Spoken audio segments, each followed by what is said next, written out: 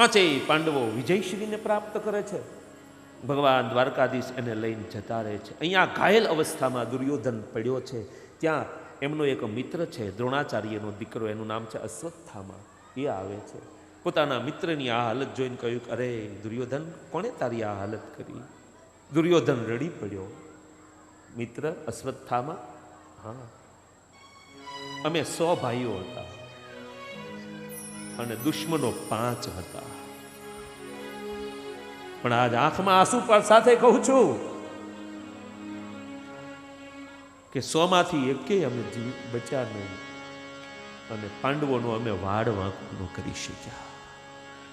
એકાદ દીકરો હોત તો મને કોઈ ચમચી પાણી તો પાક. અશ્વત્થામા કહે, મિત્ર, હું તારી હૃદયની વેદનાને સમજુ છું. તું તો એકની વાત કરે છો ને, પાંડવની. હા, જા, મિત્ર હોવાના નાતે હું તને વચન આપું છું કે 5 પાંડવોના માથા હમણાં જ કાપી અને તારા ચરણમાં દડતા મેલી દઉં છું. જા. અશ્વત્થામા નીકળી પડ્યો છે પાંડવોના શિરછેદ કરવા માટે. આ બાજુ 5 પાંડવો સુવા માટે જવાની તૈયારી કરે. કૃષ્ણે ના પાડી કે આજે તો આપણે મહાભારતનું યુદ્ધ જીત્યા છીએ. આજે વિજયશ્રીની રાત્રિ આપણે ક્યાંક ઉજવણી કરીએ. અને 5 પાંડવોને સુવા ન દીધા. દ્વારકાધીશ એને લઈને ક્યાંક ગુપ્ત જગ્યાએ જતા રહ્યા. 5 પાંડવોની પથારી, સૈયા એમને ખાલી પડી છે. દ્રૌપદીએ, પાંચાલીએ પોતાના 5 દીકરાઓ, પાંડવોના દીકરાઓ, એને પાંડવોની સૈયા પર સુડાવી દીધા. પાંડવો થકી જન્મ્યા છે એટલે 5 પુત્રો પાંડવો જેવા જ લાગે છે, બિલકુલ.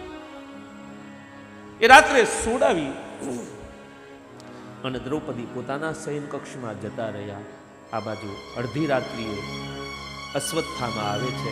એને એમ જ કે પાંડવો છે એમ માની સુતેલા દ્રૌપદીના 5 બાળકોના એને માથા કાપી નાખ્યા.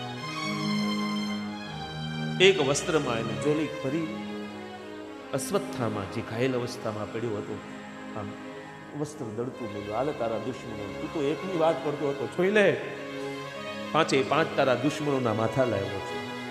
દુર્યોધને આમ જોયું અને મુખમાંથી આમ ચીસ નીકળી ગઈ. અરે અશ્વત્થામા, શું કર્યું ત્યાં? મારે અને પાંડવોને વેર હતું.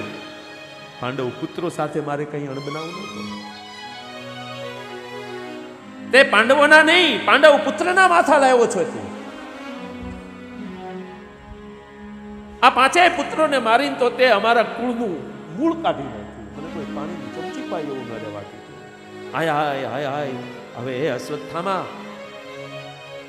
સૂર્ય અને ચંદ્ર રહેશે ત્યાં સુધી આપણી અપકીર્તિ ગવાશે. કોઈ એના દીકરાનું નામ દુર્યોધન નહીં પાડે, કોઈ અશ્વત્થામા નહીં પાડે. અને હાય હાય હાય હાય કરી અને દુર્યોધન અંતિમ શ્વાસ લઈ અને દુર્યોધન મૃત્યુ પામ્યો છે.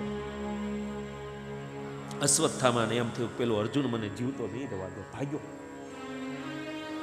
આ બાજુ સવાર પડી, દ્રૌપદી પોતાના 5 પુત્રોને જગાડવા જાય તો લોહીની નદીઓ વહેલી. ખાબોચિયામાં 5 દીકરાઓના ધડ પડ્યા છે માથા. અને પછી વિચાર કરો, એ પાંચાલી, એ દ્રૌપદીની શું હાલત થઈ હશે? એ દ્રૌપદી ધ્રુસકે ધ્રુસકે રડે છે. અને માને જેટલું દીકરા પ્રત્યેનું દાજે ને એટલું કોઈનું ન દાજે. કહેવત એટલે જ કહેવી પડી છે કે માએ માં બીજા વગડાના વાહ.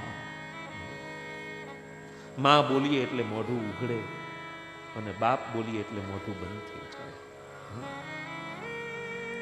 શું માની વાત કરવી? માના પ્રેમ, એનું વર્ણન અશક્ય છે.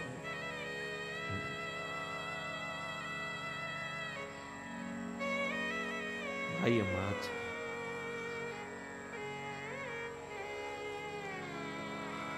વધારે તો કંઈ નહીં કહું, પણ યુવાન ભાઈઓ બહેનોને 2 હાથ જોડીને એક સાધુ તરીકે એટલું કહું કે તમને જે મા બાપે જન્મ આપ્યો છે ને, એની સેવા ન કરી શકો તો વાંધો નહીં, પણ જે મા અને બાપે તમને જન્મ આપ્યો છે એનું અપમાન ક્યારે ન કરશો. બસ આટલું પ્રાર્થના કરું છું.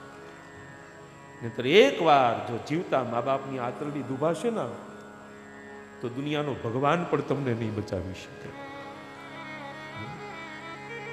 એટલે જ સંત પુનિત મહારાજને લખવું પડ્યું, ભૂલો ભલે બીજું બધું, મા બાપને ભૂલશો નહીં, અગણિત છે ઉપકાર એના એ વિસરશો.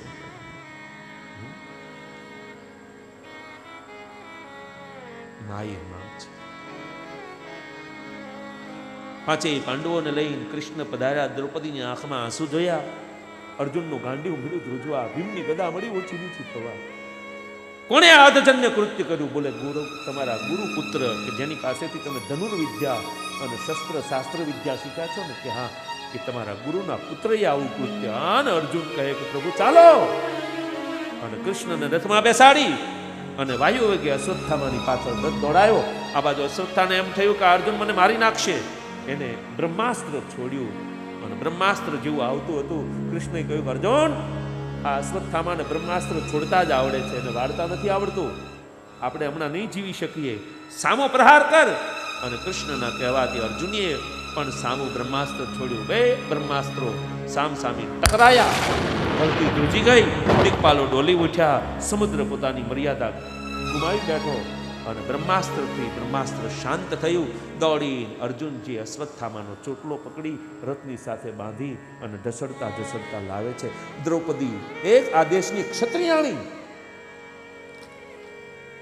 પોતાના ગુરુપુત્રને આ હાલતમાં જોવે ને તો એની આંખમાંથી આંસુ આવી ગયા. અર્જુનને કહે છે, સ્વામીનાથ, મુચ્યતામ મુચ્યતામ એશ બ્રાહ્મણો નિતરામ ગુરુ ગુરુ બ્રાહ્મણો નિતરામ.